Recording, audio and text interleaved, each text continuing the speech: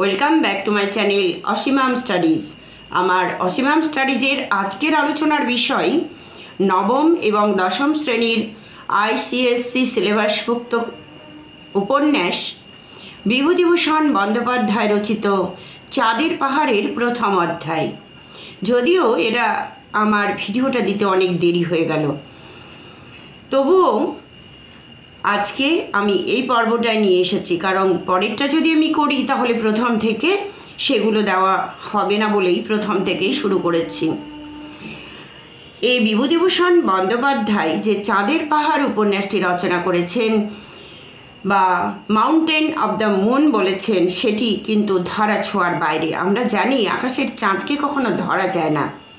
তো বিভূতিভূষণ বন্দ্যোপাধ্যায় যে চাঁদের পাহাড় রচনা করেছেন, প্রকৃতপক্ষে চাঁদের পাহাড় বলতে কিন্তু কিছু নেই, এটা আমাদের কল্পনা। প্রকৃতপক্ষে এখানে যেটা বোঝানো হয়েছে সেটা হয়েছে যে খুব কঠিন জিনিস যা আমাদের ধরা ছোঁয়ার বাইরে, তাই বোঝাতেই চাঁদের পাহাড় কথাটি এখানে লেখক উপন্যাসিক বিভূতিভূষণ বন্দ্যোপাধ্যায় ব্যবহার করেছেন। এই গল্পের নায়ক শঙ্কর, কেন্দ্রীয় চরিত্র শঙ্কর, কারণ শঙ্করকে কেন্দ্র করেই এই উপন্যাসের সূচনা। শঙ্কর অজপাড়াগাঁয়ের ছেলে। এইবার সে সবে এফএ পাস দিয়ে এসে গ্রামে বসেছে। সকালে বন্ধুবান্ধবদের সঙ্গে আড্ডা দেওয়া, দুপুরে আহারান্তে লম্বা ঘুম এবং বিকেলবেলা ঘুম থেকে উঠে পালের বাওরে মাছ ধরতে যাওয়া, এই তার কাজ। পরীক্ষা পাস দিয়ে আসার পরে সারা বৈশাখ এইভাবে কাটাবার পরে একদিন তার মা তাকে বললেন, এবার আর পড়াশোনা করে কোনো কাজ নেই, কারণ বাবা অসুস্থ, এবার কোনো একটা চাকরির ব্যবস্থা করতে হবে, কারণ এবার পড়াশোনা করতে গেলে তার খরচ কে জোগাবে, কে টাকা দেবে। ঠিক তাই শঙ্করের তাই মনে হলো, সত্যি তো বাবা অসুস্থ, তাহলে লেখাপড়ার খরচটা কে দেবে। যে সময়ের কথা আমরা বলছি ঠিক সেই সময়টা ছিল 1909 সাল, তখন ইউরোপের মহাযুদ্ধ বাদতে প্রায় 5 বছর দেরি। এই সময় চাকরি পাওয়াটা অতটা অসুবিধের ছিল না, ইচ্ছে করলেই চাকরি পাওয়া যেত। কিন্তু তবুও শঙ্করের মনে হলো এই পড়াশোনায় কে তাকে চাকরি দেবে। একদিন শঙ্করের মা পাড়ার একজন প্রতিবেশীর কাছে বলে এলেন যে শঙ্করের জন্য পাটের কলে যেন তাকে একটা চাকরি করে দেওয়া হয়। তিনি নৈহাটিতে না কোনো একটা জায়গায় যেন পাটের কলে চাকরি করতেন। তার স্ত্রীকে বলে এলেন। সন্ধ্যাবেলায় বাড়ি বয়ে তার স্বামী বলতে এলেন যে শঙ্করকে পাটের কলে চাকরি জুটিয়ে দেবেন। এই কথাটা বাড়ি বয়ে বলতে এলেন। শঙ্কর সেটা শুনেছে। শঙ্করের মনে হলো, রেসের ঘোড়া সে যাবে ছ্যাঁকড়া গাড়ি টানতে। অর্থাৎ এই শঙ্করের মধ্যে লেখাপড়ার খুব একটা রেজাল্ট ভালো না হলেও কিন্তু বিভিন্ন বিষয়ে তার জ্ঞান ছিল প্রচুর। এই জ্ঞানের ভাণ্ডার যার মধ্যে এত, সে কিনা ওই পাটের কলে চাকরি করবে। সকালবেলায় ভোঁ বাজতে অফিসে গিয়ে হাজির হতে হবে, কৌটোতে করে পান নিয়ে বা ঝাড়ন নিয়ে সেখানে যেতে হবে, দুপুর 12টার সময় এসে খাওয়া, তারপরে আবার অফিসে যাওয়া, সন্ধ্যাবেলায় ঘরে ফেরা। সেই একঘেয়েমি জীবন শঙ্করের ভালো লাগে না। শঙ্করের বাবারও তাই ছিল। এই জিনিসটা শঙ্করের বাবারও ভালো লাগতো না, কিন্তু তার পক্ষে অন্য কিছু করা সম্ভব হয়ে ওঠেনি।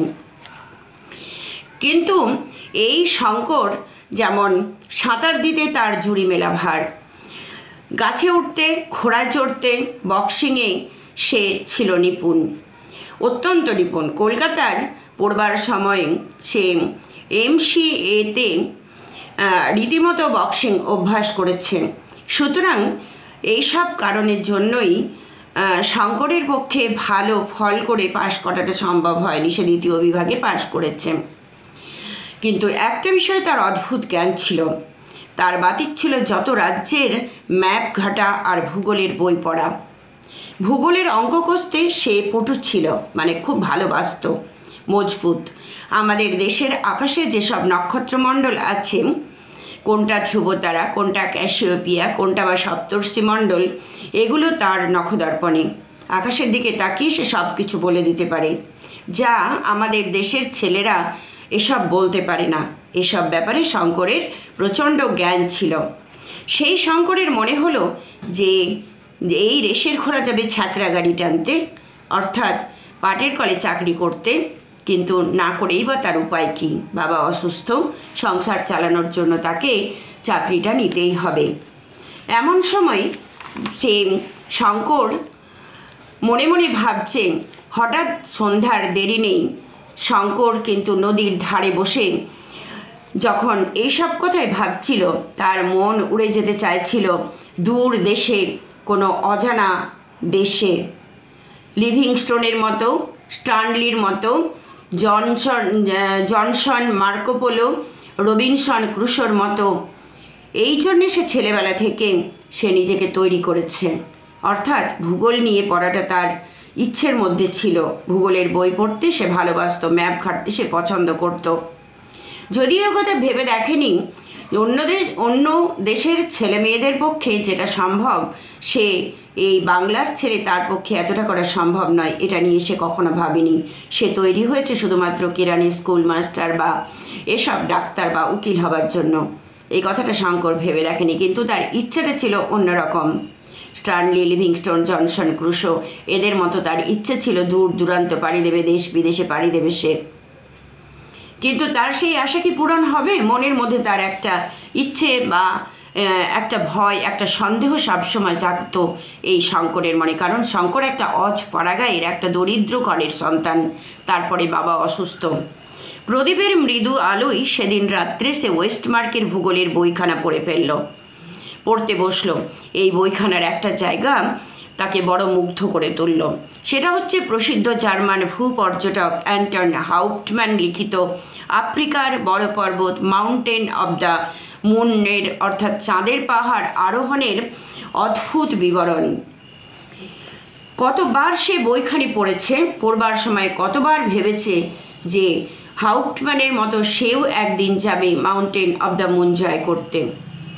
স্বপ্ন সত্যিকারের চাঁদের পাহাড় দূরের জিনিস হয়েই থাকবে চিরকাল। চাঁদের পাহাড় বুঝি পৃথিবীতে নামে? এটা মনে হচ্ছে শঙ্করের।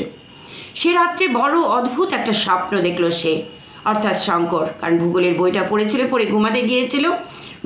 ঘুমিয়ে সে স্বপ্ন দেখল সেই চাঁদের পাহাড় নিয়ে। চারধারে ঘন বাঁশবন, বুনো হাতির দল মরমর করে বাঁশ ভাঙছে। সে আর একজন কে যেন সঙ্গে, দুজনে একটা প্রকাণ্ড পর্বতে উঠেছে। চারধারের দৃশ্য ঠিক মাউন্টেন অব দ্য মুনের মতো। নিচে পচা পাতার রাশ, মাঝে মাঝে পাহাড়ের খালি গাঢ়, দূরে গাছপালার ফাঁকে জ্যোৎস্নার আলো দেখা যাচ্ছে, কখনো বা আলো কখনো বা অন্ধকার, ঠিক বয়ে পড়া সেই মাউন্টেন অব দ্য মুনের মতো। এবং সত্যি মনে হলো যেন ঘুমের ঘরে সে বুনো হাতির গর্জন শুনতে পেল, এবং সেই বুনো হাতির গর্জনে তার ঘুম ভেঙে গেল। বিছানার উপর উঠে বসে দেখে ভোর হয়ে গিয়েছে। জানলার ফাঁক দিয়ে দিনের আলো ঘরের মধ্যে এসেছে, অর্থাৎ রোদ এসে ঘরের মধ্যে ঢুকেছে। তার মনে হলো কি স্বপ্নটাই না সে দেখেছে, এই স্বপ্নই তার জীবনের আসল স্বপ্ন, সেইটাই চেয়েছিল। 12 ভূঁইয়াদের এক ভূঁইয়ার জামাই মদন রায় নাকি প্রাচীন দিনে একটি মন্দির তৈরি করেছিলেন। সেই মন্দিরের কাছে গিয়ে শঙ্কর বসে বসে কী যেন ভাবছে। তার মনে হচ্ছে সত্যি কি চাঁদের পাহাড় পৃথিবীতে নামে?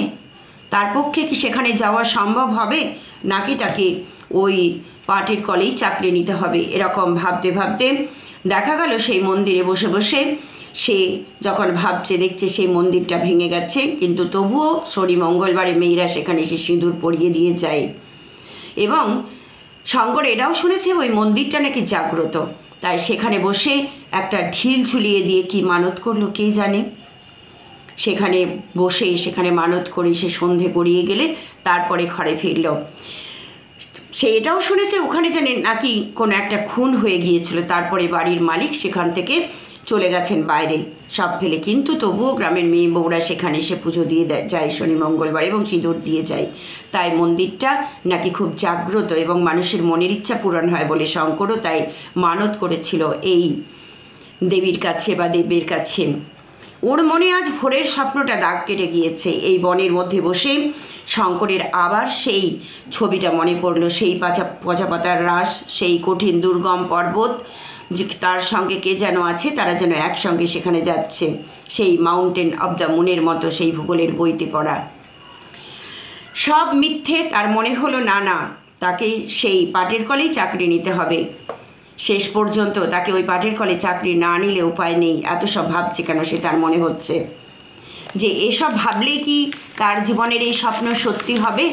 কারণ সে তো একটি সাধারণ ঘরের ছেলে। বাইরে যেতে গেলে অর্থ সম্পদের দরকার হয়, কিন্তু তার বাবা অসুস্থ। এই সময় তাকে সংসারের হাল ধরতে হবে, তাকে রোজগার করতে হবে।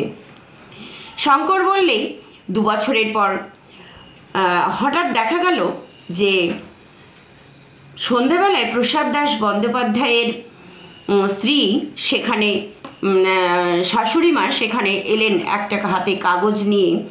তার মেয়ের স্বামী যে পালিয়ে গিয়েছিল তারই খোঁজ এসেছে বলে তার কাছে চিঠি পড়াতে, এবং এসে শঙ্করকে বললেন, শঙ্কর দেখো তো বাবা, আমার জামাই যে পালিয়ে গিয়েছিল সেই জামাইয়ের চিঠি এসেছে।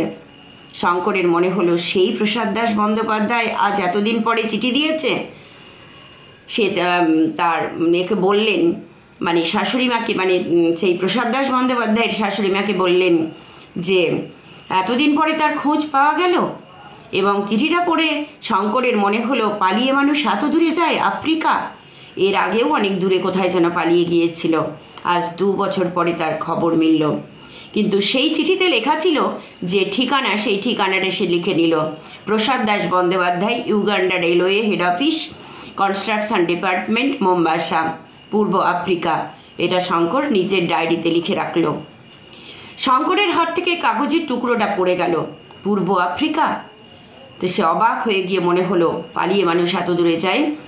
চিঠিটা তাকে পড়ে দিল শঙ্কর, কিন্তু সেই উনি যিনি চিঠিটা পড়াতে এসেছিলেন, প্রসাদ দাস বন্দ্যোপাধ্যায়ের শাশুড়িমা, তিনি কিন্তু বুঝতে পারলেন না যে তার জামাই পালিয়ে কত দূরে গেছে, কারণ অত দূরের যে দূরত্ব সম্পর্কে তার জ্ঞান অতটা ছিল না। চিঠি পড়ে দিয়ে বললেন যে তিনি আসবেন এরকম। তারপরে আনন্দের সঙ্গে তিনি ঘরে ফিরলেন। শঙ্কর কিন্তু চিঠি লিখল ওই প্রসাদ দাস বন্দ্যোপাধ্যায়কে। রামেশ্বর মুখুজ্জের স্ত্রী ভালো বুঝতে পারলেন না যে তার জামাই কত দূরে আছে। অত দূরত্বের ধারণা তার ছিল না। 1.5 মাস পরে যখন শঙ্করের যখন মনে হলো যে এই প্রসাদ দাস বন্দ্যোপাধ্যায়কে যদি একটা চিঠি দিই তাহলে হয়তো আমার একটা সুরাহা হতে পারে, অর্থাৎ বাইরে যাওয়ার একটা সুযোগ হতে পারে, তাই ওই প্রসাদ দাস বন্দ্যোপাধ্যায়কে শঙ্কর চিঠি লিখল যে রামেশ্বর মুখুজ্জের সেই স্ত্রীর সেই জামাই তাকে, অর্থাৎ প্রসাদ দাস বন্দ্যোপাধ্যায়কে শঙ্কর চিঠি লিখল যে শঙ্করকে তার মনে আছে কিনা সে জানে না, কারণ একদিন কবজির জোরে সে তাকে হারিয়ে দিয়েছিল। সে ওই আফ্রিকায় যেতে চায় এবং কাজ করতে চায়, কিন্তু তারপরে 1.5 মাস যখন কোনো খবর এলো না, তখন শঙ্করের মনে হলো না না এসব আসবে না। তাই সে হতাশ হয়ে গেল। যখন প্রায় 1.5 মাস হয়ে গেছে, তখন কিন্তু সেই প্রসাদ দাস বন্দ্যোপাধ্যায়ের একটি চিঠি এলো। প্রিয় শঙ্কর, তোমার চিঠি পেয়েছি। তোমাদের মতো ছেলেরা বাইরে যাবে না তো আর কে যাবে? তোমাকে আমার বেশ মনে আছে, কবজির জোরে তুমি আমাকে হারিয়ে দিয়েছিলে। আমি তোমার মতো ছেলেরা বাইরে আসতেই পারে, তুমি চলে এসো, আমি ওখানে যাচ্ছি, আমি তোমাকে নিয়ে আসব। আর তুমি এখানে এলে তোমার কাজ জোগাড় করে দেবার দায়িত্ব কিন্তু আমার, সুতরাং তুমি চলে এসো। শঙ্করের মনে যেন আশার আলোর সঞ্চার হলো। শঙ্করের বাবা শুনতে পেরে তার বড় আনন্দ হলো, কারণ তিনিও এরকমটা করতে চেয়েছিলেন, ভাবগুড়ির মধ্যে জীবনযাপন করতে চেয়েছিলেন, কিন্তু সেটা হয়নি। সংসারের জালে জড়িয়ে পড়েছিলেন। ছেলের এই কথা শুনে তিনি আনন্দিত হলেন, কারণ তিনি এরকমটা চাইতেন। শঙ্করের বাবা চিঠি দেখে ভীষণ খুশি হয়েছিলেন। তারপর ভদ্রেশ্বর থেকে টেলিগ্রাম এলো, সেই জামাইটি দেশে এসেছেন এবং শঙ্করকে নিয়ে যেতে চান।